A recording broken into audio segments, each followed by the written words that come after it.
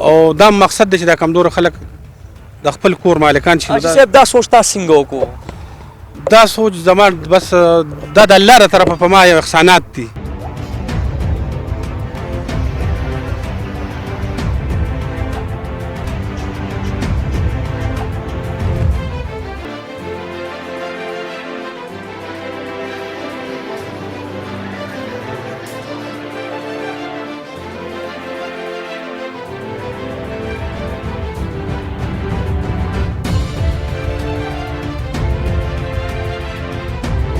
اعوذ بالله من الشیطان الرجیم بسم الله الرحمن الرحیم. شروع په نام د الله چې بخونکی او مهربان دی. قدرمندو تاسو به وایئ چې نن کاشف علي چېرته راغلی دی. کاشف علي نن یو ډېر خوشحالۍ ځای ته راغلی دی. قدرمندو پراپرټي ده نواز خان پراپرټي. تاسو به ډېرې ویډیوګانې کتلي دې له مخکې الف خان لالا ډېر کوریج ورکړی. الحمدلله زه نن ډېر زیات خوشحاله شوم او بیا حاجي صاحب سره ملو شوم. الله والا خلک دي. قدرمندو زه هم داسې خلک وي نو هر غریب به خوشحالي، هر یتیم به خوشحالي، هر بېوسه به خوشحالي. قدرمندو نو ښار سره نږدې علاقه ده باباجي کلی دی. مین روډ چې کوم دی تاسو به کتی شئ ما نه شاته. دلته فلاټینګ کېږي او ډېر ارزان ریټ سره دي. قدرمندو 40,000 روپۍ مرله ده. ډېرې خپرونې الف خان لالا هم کړي دي نواز حاجي صاحب ته. خو زه وایم چې داسې خلک وي نو انشاءالله دا فلیټینګ به مکمل وځي. ځکه د غریب دپاره یو ښه سوچ، د یتیم دپاره یو ښه سوچ، د بېوسه دپاره یو ښه سوچ. قدرمندو هر سړی وایي، هره مور او پلار وایي، هر بچی وایي چې زما د خپل کور وي او زه دې په یو سوري کې ژوند تېر کړم، زما د خپل یو څو مرلې خپل کور وي. قدرمندو هغه ډېره اسانه شوه. الله پاک مونږ له نواز بهی غوندې کس چې هر غریب ته خپل بچی ویلی دی، هر یتیم ته خپل بچی ویلی دی، هر بېوسه ته خپل بچی ویلی دی او د هغې دپاره یو ښه آفر جاري کړی دی. قدرمندو حاجي صاحب سره مې په لاره خبره کوم. حاجي صاحب دې کې به ډېر بېوسه خلک هم یا هېڅ سره پیسې نه وي، ماله دې پکې صرف انډوانس څه لاسه راکوي قبضه د هغې ده. چې دغسې پښتانه خلک وي مونږ پې ویاړ فخر کو. انشاءالله الله نه امید لرم چې دغسې خلک به مونږ سپورټ کو او دغسې خلکو نه به مونږ ځمکې اخلو. قدرمندو حاجي صاحب صرف د غریب دپاره سوچ کړی دی. زما په سیمه ډېر بېوسه خلک دي، زما په سیمه ډېر بې کوره خلک دي چې د هغې خپل کور وي.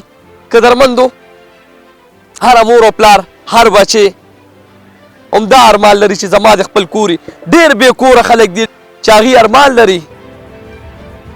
لري چې زما د خپل کور وي. خپل کور به انشاءالله د هغې کېږي. حاجي صاحب را سره په موقع ولاړ دی. ژوندي اوسئ حاجي صاحب، ژوند دې غواړم. الله دې ژوندي لره. حاجي صاحب السلام علیکم. بسم الله الرحمن الرحیم. کمزور خلک الله پاک د خپلو کورونو مالکان کی او دا چې کم دی په 40,000 روپۍ مرله را د موټر وی سرویس روډ د پاسه را مخکې موږ پلاټینګونه کړي دلته او دا ترکي قانوني ده او دلته نوی انټرچینج منظور شوی دی. پوه شوې؟ نو دا په 40,000 روپۍ مرله ده د غریبانانو دپاره او 2,000 پکې ډسکاونټ دی. پوه شوې؟ او دا مقصد دی چې دا کمزور خلک د خپل کور مالکان شي. حاجي صاحب دا سوچ تاسو څنګه وکړو؟ دا سوچ زما بس دا د الله تر طرفه په ما یو احسانات دي. زه وایم چې زه د الله مخلوق سره خو کوم بس دقه. حاجي صاحب دومره ارزان ریټ 40,000 روپۍ مرله، آیا دلته خو نور غیر چاپېره ځمکې به خرڅېږي هغه خو په لکونو روپۍ. حاجي صاحب بلکل د هر چا یو خپل ضمیر دی او موږ سوچ دا چې زموږ قبر ښه شي. هر رنګه خلک شته په پراپرټو کې هم که نه د چا غټه خېټه ده چا کمه موږ چې دونو ګټو خورو او اوس کو به دم غنیمت. حاجي صاحب یو غریب دی هغه سره پیسې نه شو، د هغه ارمان دی چې زما د خپله ځمکه شي، هغه لپاره به تاسو څه وی غواړئ؟ مرګري بیانه دې راکوي، قبضه به ورکوم، میاشي 2-3 کې پیسې راکوي او ځان له کور جوړوي. څومره بیانه حاجي صاحب څومره بیانه تاسو؟ بس د وس خبرې دي چې څوک لک راکوي، څوک 80,000 راکوي دی او قبضه به ورکوم، ځان له پکې بنیاد راتاوي او په انتقال له پیمنټ کوي. هغه میاشت کې راکوي که 2 کې راکوي، به اخري په انتقال پیمنټ په انتقال کوو.